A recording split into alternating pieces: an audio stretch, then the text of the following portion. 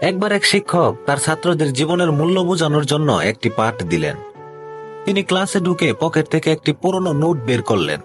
এটি 500 টাকার একটি নোট ছিল। শিক্ষক ছাত্রদেরকে জিজ্ঞেস করলেন, কে এই 500 টাকার নোটটি নিতে চাও? সবাই হাত তুলল। তখন শিক্ষক নোটটিকে মুচড়ে বললেন, এখন কে এটা নিতে চাও? সবাই আবার হাত তুলল। এরপর তিনি নোটটি মাটিতে ফেলে তার উপর পা দিয়ে চাপ দিলেন। নোটটি ময়লা হয়ে গেল। তিনি আবার বললেন, এখন কে এটা নিতে চাও? এবারও সবাই হাত তুলল।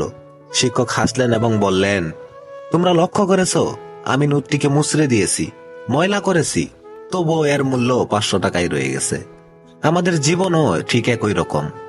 জীবনে অনেক সময় আমরা মুচড়ে যাই, ভুল করি, ব্যর্থ হই, কিন্তু তাতে আমাদের মূল্য কমে যায় না। নিজেকে কখনো মূল্যহীন ভেবো না। এই গল্পটি আমাদের শেখায়, জীবনে যতই কঠিন সময় আসুক, আমাদের আসল মূল্য কখনো হারায় না। তাই নিজেকে ভালোবাসো এবং নিজের মূল্য বুঝে সামনে এগিয়ে যাও।